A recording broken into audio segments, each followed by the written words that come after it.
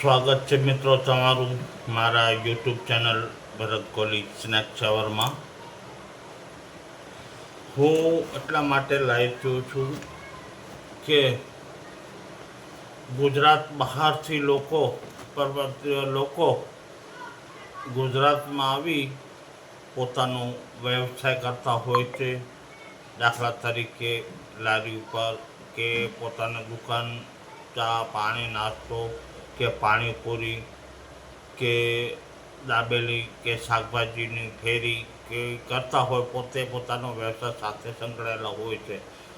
ઘણા લોકો ભાડે હોટલ કે રેસ્ટોરન્ટ લઈને પણ ચલાવતા હોય છે. એના માટે થોડુંક હું કહીશ તો ખરેખર નગરપાલિકાની હદ હોય તો નગરપાલિકાએ એ લોકો લારી પર કે પોતાની વાહન ઉપર વ્યવસાય ધંધો કરતા હોય તો એ લોકોને હંગામી ધોરણે ઓથોરિટી, દાખલા તરીકે હરતું ફરતું લાયસન્સ લેવું જોઈએ.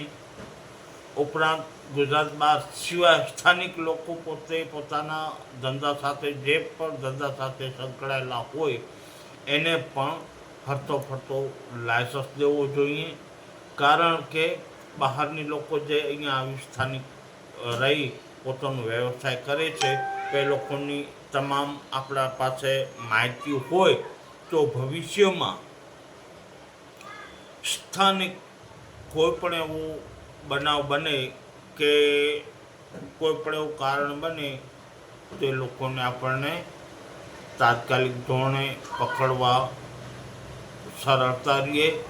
અને કોઈ ગુનાહિત થતું હોય ને બહારની લોકો કે સ્થાનિક હોય એનું આપણા પાસે આઈડી પ્રૂફ સહિત ડોક્યુમેન્ટ હોય તો તાત્કાલિક આપણે એના ડોક્યુમેન્ટ અન્વયે તાત્કાલિક પકડી શકાય. એના ફોટા સહિત નગરપાલિકાની હદ હોય તો નગરપાલિકા રેકર્ડ રાખવું જોઈએ અને રજીસ્ટર નભાવવું જોઈએ. ગ્રામ પંચાયતની હદ આવતી હોય તો એમને પણ આ રેકર્ડ નભાવવું જોઈએ. ને જે પોતે પોતાના વ્યવસાય સાથે સંકળાયેલા છે એમને ઓથોરિટી લાયસન્સ ઇસ્યુ કરવું જોઈએ.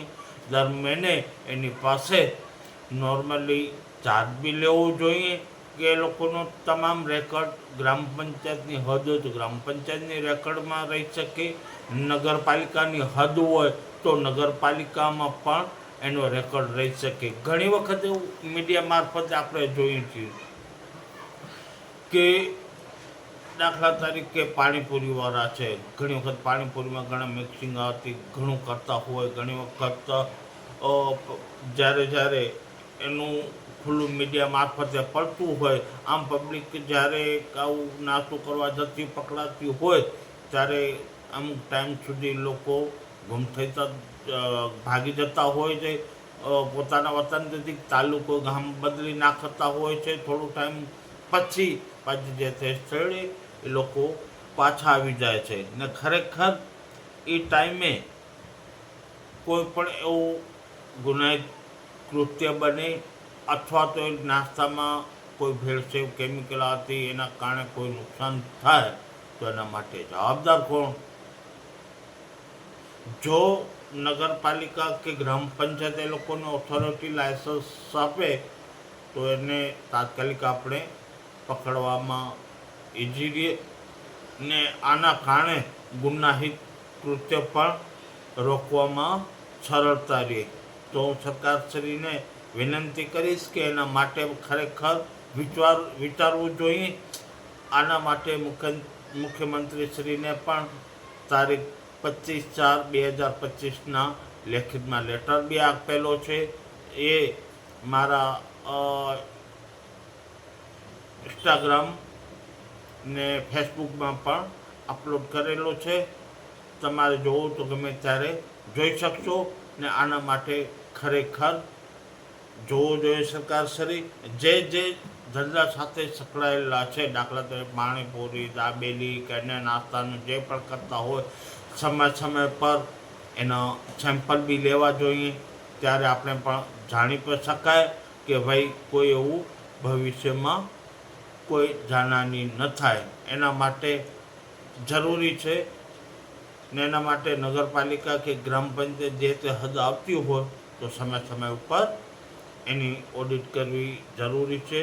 એના માટે હું સરકારશ્રીને વિનંતી કરીશ કે એના માટે યોગ્ય પગલાં લે ને આ લોકોનો હરતા ફરતા ટેમ્પરરી લાયસન્સ ઇસ્યુ કરવામાં આવે ને તમામ એ લોકોની માહિતી નગરપાલિકા કે ગ્રામ પંચાયતની હદમાં આવતું હોય એ રેકર્ડ રાખે એવી મારી સરકારશ્રીને વિનંતી છે કે એના માટે યોગ્ય પગલાં ભરે.